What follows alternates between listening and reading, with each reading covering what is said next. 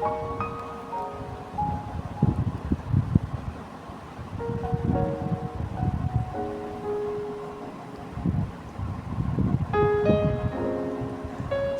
সকাল প্রিয় বন্ধুরা, কেমন আছো তোমরা সবাই? আশা করছি সবাই ভালো আছো, সুস্থ আছো। আমি আমার মেয়ে মোটামুটি আগের থেকে অনেকটাই ভালো আছি। আর আমার গলার ভয়েসটা আস্তে আস্তে ঠিক হচ্ছে। যাই হোক, আরও কিছুদিন সময় নেবে। আমার আজ হলো বুধবার। আমার আরও একটি নতুন ব্লগে তোমাদের সবাইকে অনেক অনেক স্বাগত। সকালবেলা ব্লগটা আমি রান্নাঘর থেকে শুরু করেছি।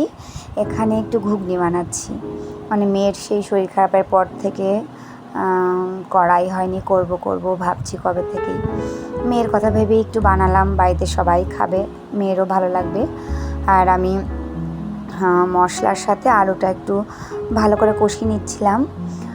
আর মটরগুলো তো গতকালকে রাত্রে সারা রাত ভেজানো ছিল। আর প্রেশার কুকারে আমি ওই 4-5টা সিটি দিয়ে নিয়েছিলাম। আলুর সাথে মশলা ভালো করে কষানোর পরে মটরগুলো দিয়ে দিলাম। এবার ঢাকা দিয়ে রাখি কিছুক্ষণ।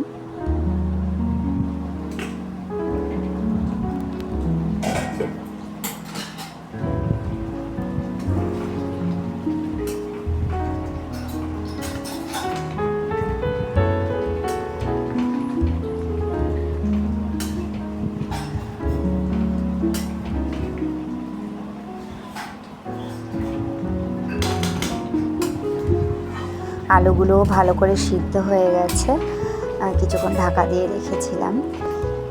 মোটামুটি ঘুগনিটা আমার অনেকটা হয়েই গেছে। এবার আমি একটু ভাজা মশলার গুঁড়ো দিয়ে দিলাম। তবে হ্যাঁ, আজকে না ঘুগনিটা করতে গিয়েই দেখলাম, মানে মশলাগুলো গোছাতে গিয়ে দেখলাম যে আমার ধনেটা ঘরে ছিল না। ধনেটা না কখন যে বাড়ন্ত হয়ে গেছে বুঝতে পারিনি। যাই হোক, ধনে ছাড়াই আজকে আর কি ঘুগনিটা করলাম।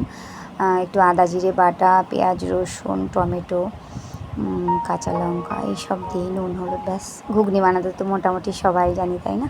তবে আমি না ঘুগনিটা আগে বেশি করতাম না, এখন মাঝে মধ্যে করছি। আগে করতামই না ধরে নাও, এখন মাঝে মাঝে করছি। যাই হোক, ঘুগনিটা হয়ে গেছে। আর আজকে হাজব্যান্ডকে ঘুগনি আর পরোটা দেবো।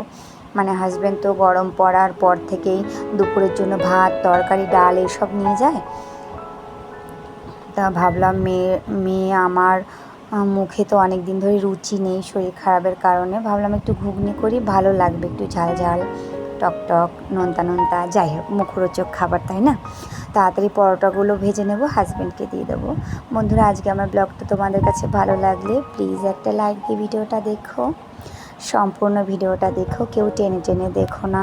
সম্পূর্ণ ভিডিওটা দেখার অনুরোধ রইল। কমেন্ট করো, শেয়ার করে দিও আপনজনদের কাছে। আর নতুন বন্ধু হয়ে থাকলে অবশ্যই আমার চ্যানেলটি সাবস্ক্রাইব করে আমার পাশে থেকে যেতে পারো। সবার খাওয়া দাওয়া হয়ে গেছে, মেয়েরও হয়ে গেছে। আমি এবার খেতে বসলাম। আর ঘুগনির ওপরে একটু কাঁচা পেঁয়াজ কাঁচা লঙ্কা কুচো করে নিয়েছি। তবে জানো, আমার অনেকক্ষণ বাদে মানে খাওয়া দাওয়া হয়ে গেছিলো, তারপরে মনে পড়েছে আমি যদি একটু লেবুর রস দিতাম কত ভালো লাগতো বলো, কিন্তু আমার মনে ছিল না। আর আমার মেয়েকেই আমি দিচ্ছি, ও শুধু শুধু একটু পরোটা খাবে, তা ও আর একটু খাবে। আমি বললাম তোমার যতটা লাগে তুমি নিয়ে নাও। আর আমি এবার খেয়ে নিচ্ছি। খাওয়া দাওয়ার পরে তো রান্না বান্না আছে। ও আমাকে বলছে কতটা নাও, আমি যে তুমি নিয়ে নাও তোমার যতটা লাগবে। চলো আমি খেয়ে নিই।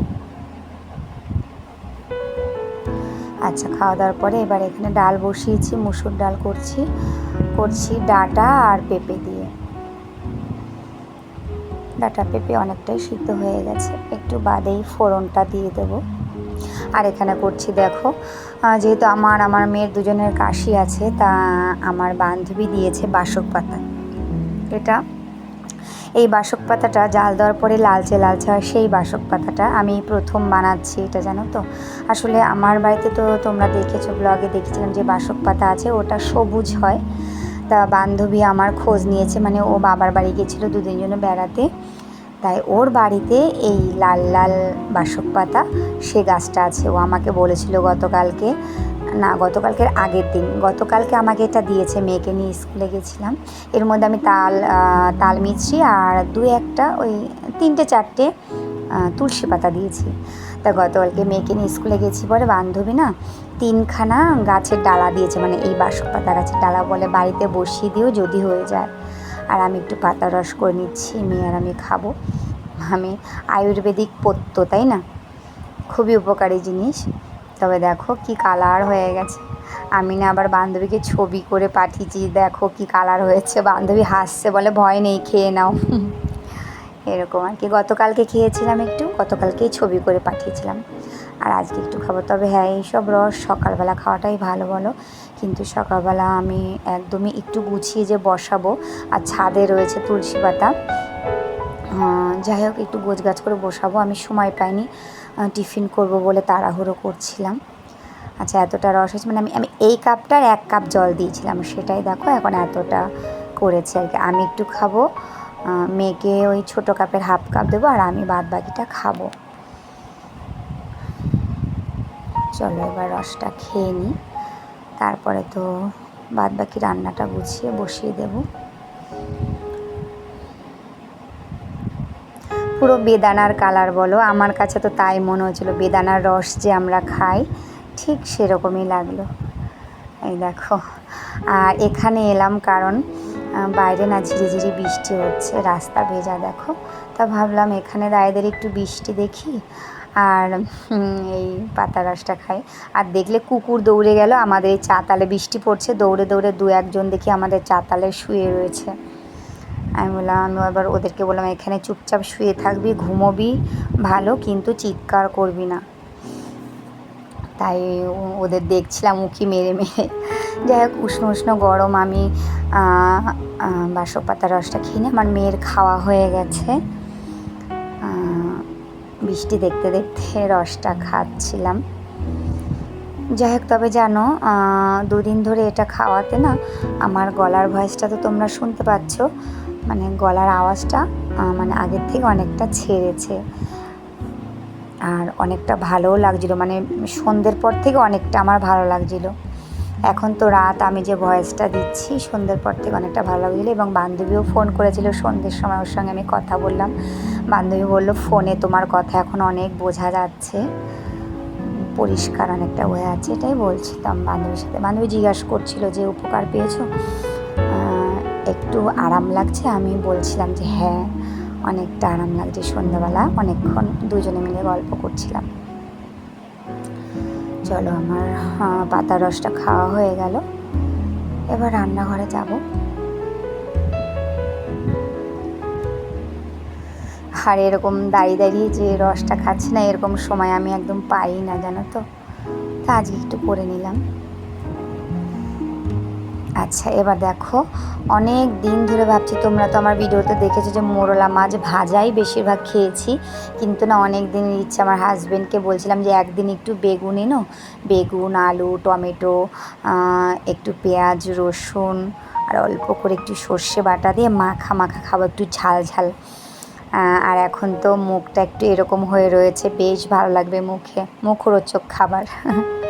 যাই হোক, সকালে ঘুগনিটা খেয়ে ভীষণ ভালো লাগছিল, আর এই মাছ রান্নাটাও আজকে ভীষণ ভালোই খাবো যদি ঠিকঠাক রান্নাটা করতে পারি।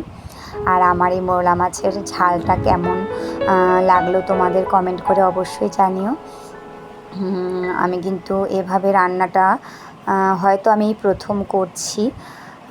বেশ ভালো করে হাতে মেখে নিয়েছি সমস্ত কিছু দিয়ে, লঙ্কা দিয়েছি, তো আমার হাতগুলো একটু জ্বালা করছিল। যাই হোক, এবার একটু ভালো করে নেড়ে চেড়ে দেবো, আর ওই 2-2.5 চামচের মতন একটু সর্ষে বাটা দেবো, বেশ ভালোই লাগবে আজকে খেতে।